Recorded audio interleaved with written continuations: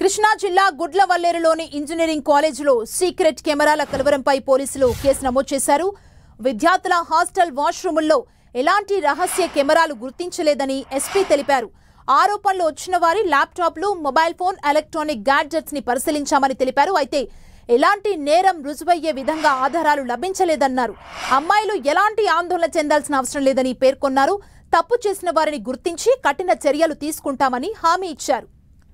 వాష్రూముల్లో secret కెమెరాలున్నాయని ఆందోళనకు దిగటంతో ప్రభుత్వం స్పందించింది. ఈ ఘటనపై సీఎం చంద్రబాబు విచారణకు ఆదేశించారు. అటు మంత్రి నారా లోకేష్ కూడా ఘటనపై ఆరా తీశారు. విచారణలో తప్పు చేశారని తేలితే దోషులు, బాధ్యులపై కఠిన చర్యలు ఉంటాయని హెచ్చరించారు. ఇలాంటి ఘటనలు పునరావృతం కాకుండా చర్యలు తీసుకోవాలని ఉన్నతాధికారులను ఆదేశించారు. సీక్రెట్ కెమెరాల ఘటనపై అటు పోలీసులు కేసు నమోదు చేశారు. నిన్న సాయంత్రం లేడీ హాస్టల్ వాష్రూంలో హిడెన్ కెమెరా బయటపడినట్లు విద్యార్థినులు ఆందోళనకు దిగారు. బాలికల హాస్టల్ వాష్రూంలో సీక్రెట్ కెమెరాలు ఉన్నాయంటూ వారు ఆరోపిస్తున్నారు. ఈ వ్యవహారంలో ఫైనల్ ఇయర్ విద్యార్థి విజయ్ని పోలీసులు ప్రశ్నించారు. అతడి ల్యాప్టాప్, సెల్ ఫోన్ స్వాధీనం చేసుకున్నారు. అయితే ఎలాంటి ఆధారాలు లభించలేదని తెలిపారు.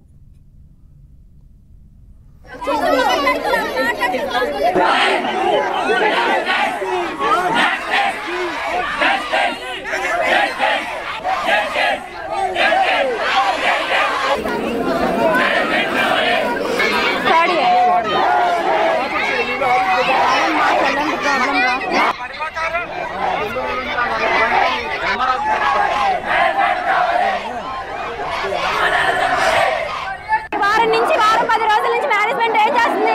మేము నిన్న 5 గంటలకి కంప్లైంట్ ఇస్తే కానీ ఇంకా మాకు తెలియదు అంటున్నారు. ఏంటి రాత్రికి ఎలా ప్రూవ్ చేస్తారండి ఫేక్ న్యూస్ అని? రాత్రి నిన్న 1 మంత్ అడిగారు ఇన్వెస్టిగేషన్ కి, మళ్ళీ రాత్రి ఫేక్ న్యూస్ అని ఎలా ప్రూవ్ చేస్తారు? అమ్మాయి వాళ్ళు పిలిపించండి, వాళ్ళు పిలిచి మా ముందు దగ్గర చూపించండి. మమ్మల్ని కేసు తప్పంటే మా మీద రివర్స్ కేసు పెడతారండి. ఎలా పెడతారు మా మీద కేసు?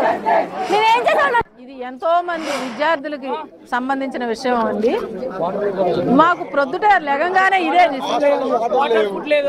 రాత్రి నుంచి పిల్లలకి వాటర్ కానీ ఫుడ్ కానీ ఏమీ లేదు. మేము వచ్చే వరకు కూడా మగ పిల్లలు బయట నుంచుని మా కోసం ఎవరు వస్తారా అని ఎదురు చూపులతో అక్కడ నుంచుని చూస్తున్నారు. మేము వెళ్ళి వాళ్ళని కాంటాక్ట్ అయితే వాళ్ళు మా వెనకాల ఉద్యమంగా బయలుదేరి వచ్చారు.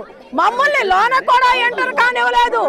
ఇంతమంది ఆడపిల్లల వీడియోలు తీసి ఎంత మందికి స్ప్రెడ్ చేశారు అనేది మాకు కావాలి.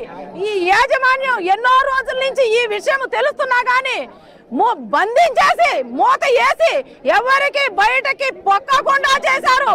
ముందు యాజమాన్యం బయటకి రండి. ఎస్పీ గారు అయితే ఏమీ జరగలేదని అంటున్నారు. నిప్పు లేదు, పొగ రాదు, ఏమీ జరగకుండా ఇన్ని వందల మంది ఎలా వచ్చారు బయటకి? వంగలపూడి అనిత గారు, హోమ్ మినిస్టర్, బయటకి రండి. వచ్చి నిజ నిర్ధారణ కమిటీ వేయండి. నిజాలు తెలుసుకోండి. ఎన్నో వందల మంది బాలికల పిల్లల జీవితాలతో ఆటలాడుకుంటున్నారు. కాబట్టి పవన్ కళ్యాణ్ గారు, వీళ్ళందరూ కూడా మీరు బయటకు రండి. వచ్చి ఈ కాలేజీలో అసలు ఏం జరుగుతుంది? గంజాయిలు అమ్ముతున్నారా? మత్తు పదార్థాలు అమ్ముతున్నారా? ఈ విషయాలు ఎప్పుడో బయటకు వచ్చినాయి. కానీ వీటిలన్నింటినీ కూడా మభ్య పెట్టేశారు. కానీ ఈ రోజున నిప్పేస్తే నిప్పు లేదే పొగరాదు అన్నట్టు బయటకు వచ్చింది. కాబట్టి ఇదంతా బయటికి రావాలి. ఈ యాజమాన్యానికి అంతా తెలిసి మభ్య పెడుతున్నారు. మా కోసం వీళ్ళ పిల్లలందరినీ లాక్ చేసేసారండి. లోన పెట్టి బయటికి రానివ్వకుండా లాక్ చేశారు. తెల్లవారు 4 గంటల వరకు పిల్లలందరూ కూడా బయటే ఉన్నారు. వాళ్ళకి ఫుడ్ లేదు, తాగడానికి నీళ్లు లేవు. తల్లిదండ్రులు ఎందుకు చదివిస్తున్నారు మీ కాలేజీలో? వాళ్ళ నవమాసాలు మోసి వాళ్ళని కని వాళ్ళ భవిష్యత్తు, బంగారు భవిష్యత్తు కోసం ఈ కాలేజీలో చదివిస్తున్నారు. ఎందుకంటే కాలేజీలు మోసేసుకోండి. కాలేజీ యాజమాన్యం రండి, బయటికి రండి.